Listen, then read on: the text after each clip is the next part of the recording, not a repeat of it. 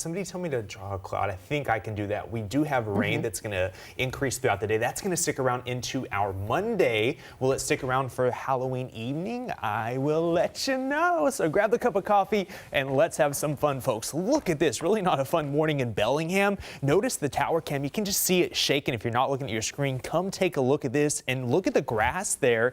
On the horizon, that is blowing in some strong winds. We're seeing winds right now for northern parts of Puget Sound extending into the San Juan Islands, gusting between 29 to, in some cases, around 35 miles per hour. Bellingham, a 29-mile-per-hour wind gust within the past hour, heading south down I-5, 25-mile-per-hour wind gust in Everett as well. So it's a little bit of a breezy morning, and that's going to stick around into the afternoon. And because of that, we have a wind advisory for this brown-shaded area from Everett north toward Bellingham, extending west into the San Juan Islands. So near the water, that's where there's that best opportunity to see those winds gusting between 30 to 40 miles per hour from the south, sustained winds at about 20 to 35 miles per hour. So again, expecting those southerly winds to be pretty gusty throughout the day. So keep in mind, if you are on an east-west roadway, you want to hold onto that steering wheel pretty tight. And there's also the possibility of some isolated power outages, not a widespread event, but there is that possibility of some isolated power outages due to those strong winds.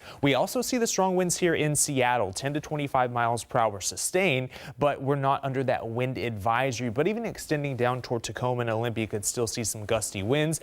Temperatures this afternoon are really going to kind of stay where we are. We're in the 50s right now. We're only going to climb into the mid 50s by this afternoon. And folks, we're going to see quite a bit in the way of rain today into tomorrow. We have a big feed of moisture. Look at this streaming hundreds of miles out over the Pacific in the system that is diving toward the southeast in the Gulf of Alaska, pumping that moisture into the area. And the radar is lighting up like a Christmas tree for most of western Washington. Notice, though, that there is a pretty distinct toll for Seattle and Everett. That's that shadowing effect from the Olympic Mountains. Now, that will start to fill in as we work our way into the early afternoon hours. So we're going to see wet conditions by lunchtime into the early afternoon for pretty much all of western Washington. Cascade snow levels, I mean, they're skyrocketing to around 7,000 feet. This is a moist, warm-ish system.